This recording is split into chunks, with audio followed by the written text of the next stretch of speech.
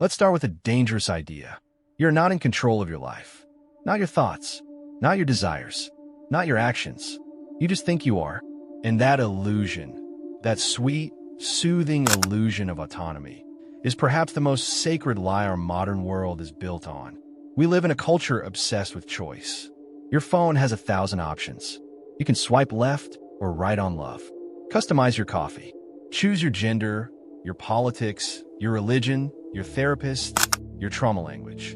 Everything is up to you. We worship the concept of free will like a modern god, the silent doctrine behind every TED Talk, every self-help book, every motivational quote.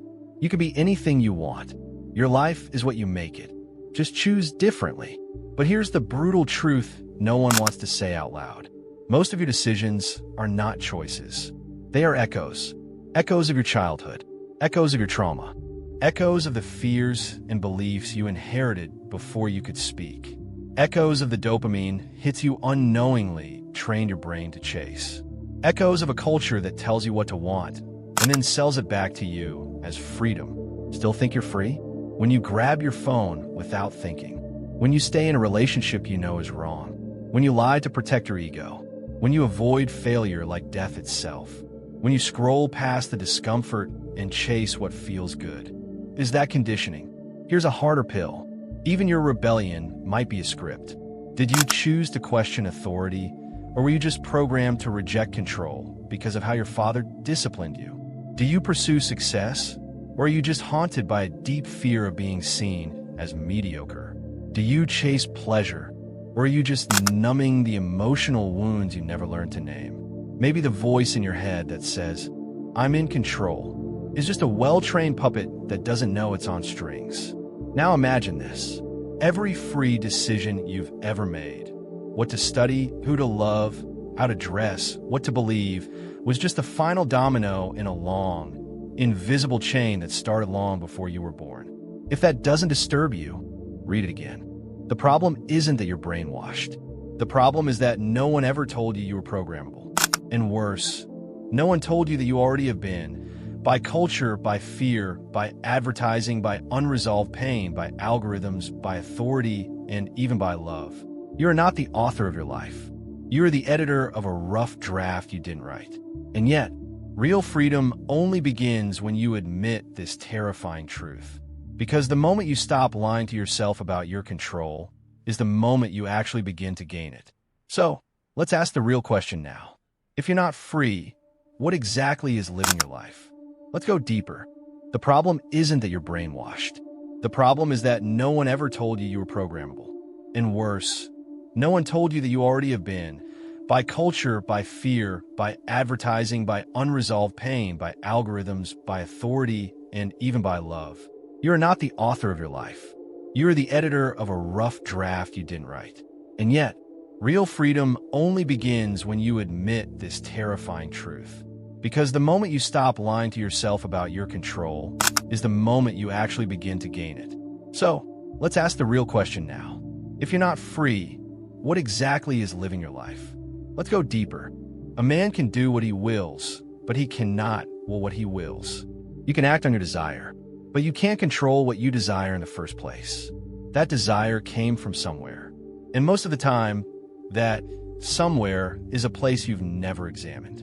A memory you forgot, a belief you absorbed, a defense mechanism you learned at age 5 and never questioned. That's not free will. That's determinism in costume. Even your rebellion, your weirdness, your nonconformity, it often stems not from a liberated self, but from a compensating self. A self trying to make sense of old shame, old rejection, old abandonment.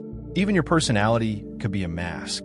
And still, modern culture sells you the idea of choice like candy. Choose happiness. Choose love. Choose success. But none of those are actual choices if you're not conscious of the forces behind them. A hungry man doesn't choose food. A drowning man doesn't choose air. And a hurt soul doesn't choose what soothes it. It clings to it. So let's be brutally honest. You are not free until you are aware of what's driving you.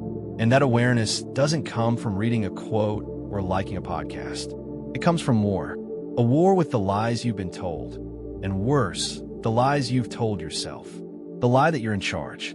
The lie that you can fix yourself through discipline alone. The lie that your pain isn't still driving your ambition.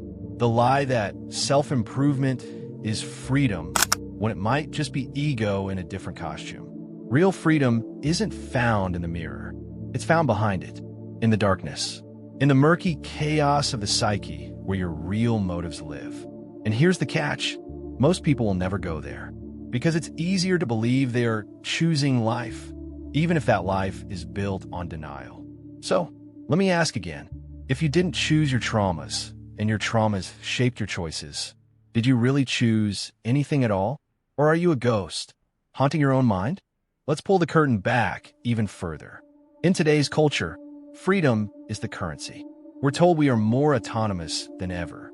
You can be whoever you want, love whoever you want, believe whatever you want, change your identity, your body, your beliefs, your partner, your career, and call it self-empowerment. But here's the uncomfortable truth. Society doesn't want you to be free.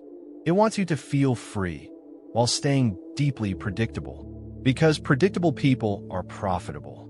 Predictable people scroll. Predictable people consume. Predictable people obey. Predictable people panic in the right direction and by the right solution. We are raised to believe that choice equals freedom. But what if the choices you're given are themselves a trap? A neatly packaged set of socially acceptable options that distract you from the real question. Why do I want any of this in the first place? Believe whatever you want. Change your identity, your body, your beliefs, your partner, your career, and call it self-empowerment. But here's the uncomfortable truth. Society doesn't want you to be free. You're told you can choose between Nike and Adidas, but never told why you feel the need to brand your identity at all. You can choose between liberal and conservative, but not question why every political ideology plays the same emotional manipulation game. You can choose therapy or hustle culture, but never ask why you're obsessed with fixing yourself in the first place.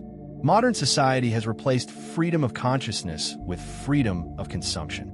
And most of us never notice the switch. You're not choosing, you're customizing. You're picking from a menu designed by a system that studied your fears, your cravings, your insecurities, and called that marketing. And we call this liberation? Even your social rebellion has been monetized. Think about it. You adopt a radical aesthetic, where your trauma, like a badge, decorate your profile with the right language. You feel different, woke, awake, but you're still reacting, still fitting into a role, still using identity as armor. That's not revolution. It's just a shadow of capitalism wearing eyeliner. Let's go deeper. Jean-Paul Sartre warned that freedom is not comfort, it is burden. Most people, he said, would rather live in bad faith, pretending their lives are not the result of their own avoidance, their own fear, their own refusal to take responsibility. Because freedom isn't about options. It's about confrontation, confronting the fact that no one is coming to save you, that nothing is truly certain, that your safety net is mostly psychological fiction, that every meaning you assign to life is yours to carry and yours to destroy. That's terrifying. So instead, we trade that terror for something easier. Numbness, distraction, dopamine. You wake up, grab your phone, let the feed tell you who you are. You measure your worth in likes, in productivity, in aesthetic curation. You avoid silence because it reminds you of how loud your inner world really is. You escape meaninglessness by drowning in stimulation. That's not freedom. That's learned helplessness, dressed up as digital autonomy. And the more this illusion grows, the harder it is to see. Aldous Huxley saw it coming decades ago. In Brave New World, he painted a society where people weren't oppressed by force, but by pleasure. People weren't forbidden from thinking. They simply didn't want to. Why? Because comfort had replaced truth. Distraction had replaced reflection. Pleasure had replaced purpose. Sound familiar? You're told you're free because you can scroll, swipe, select. But when was the last time you questioned the impulse to do those things?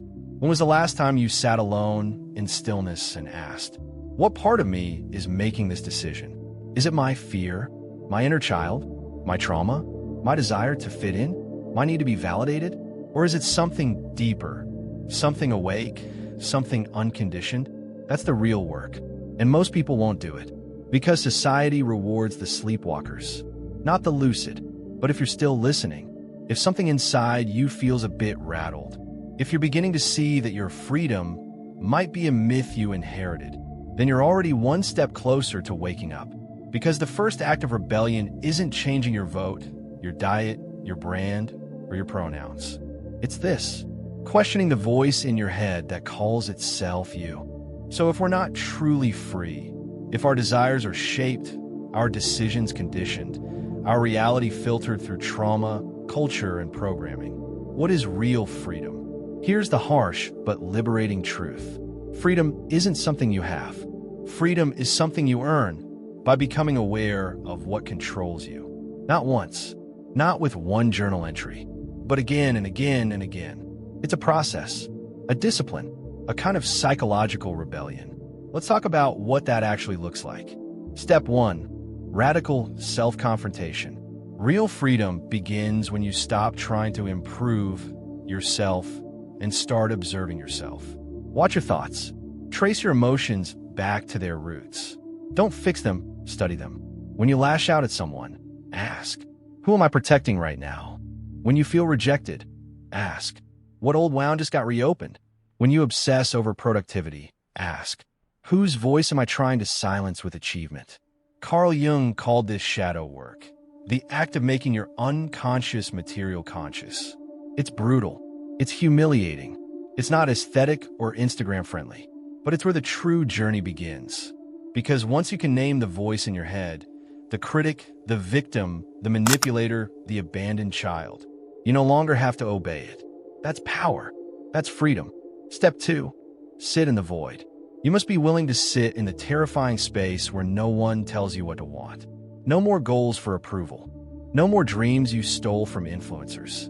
No more life plans built on survival mode logic. Just you and silence. And the question, what is truly mine? Nietzsche warned us that when we kill God, metaphorically or otherwise, we inherit the burden of creating meaning ourselves. That's why most people prefer the illusion of meaning. Religion, ideology, hustle culture, whatever makes them feel less alone in the chaos. But if you're willing to stand in the void, to grieve the fake versions of yourself you've been performing, you might find something strange emerging. An authentic desire, a choice that wasn't made out of fear, a direction that doesn't soothe the ego, but awakens the soul. That is the beginning of real autonomy. And most people never get there. Step 3, choose with awareness, not impulse. Let's be clear, you'll never be free from influence. You'll never be perfectly conscious, but you can learn to pause before you act. That tiny pause, the space between stimulus and response, is where freedom lives. When someone insults you and you don't react. When the craving for distraction hits and you don't reach for your phone. When the old trauma flares up and you don't obey its command. That's freedom. Not glamorous, not public, but deeply powerful. And with time, those moments stack, and you become something different. Someone who responds instead of reacts. Someone who chooses rather than escapes. Someone who isn't perfect, but is present. And that, more than anything, terrifies the system. Because a conscious person is unpredictable. And unpredictable people are dangerous to control. Step 4. Accept the responsibility of being awake. Freedom is not comfort. It's not ease. It's not peace. It is the courage to carry your life fully, without lies, without deflection, without outsourcing your truth to gurus, brands, or beliefs. As Sartre put it, man is condemned to be free, because with awareness comes responsibility. You can no longer blame your parents. You can no longer blame society. You can no longer pretend you didn't know better. It's not about guilt. It's about ownership. And that's why most people run back into the cage. Because freedom isn't warm. It's cold like truth. But it's real. And real is what we're starting for. The door was never locked. You've been told you're free. You've been told to just be yourself. You've been told you're in control. But deep down, something never felt right, did it? Because you knew. You knew the cage was invisible. Made of fear, of memory, of unspoken rules. And now you're starting to see it. Good, Because now you have a choice. Not the illusion of choice. Not the dopamine-charged, pre-packaged, algorithm-approved version. A real choice. To live awake. To question the script. To sit with your shadow. To reclaim your mind. To walk out of the cage, not because someone opened the door, but because you finally saw that it was never locked.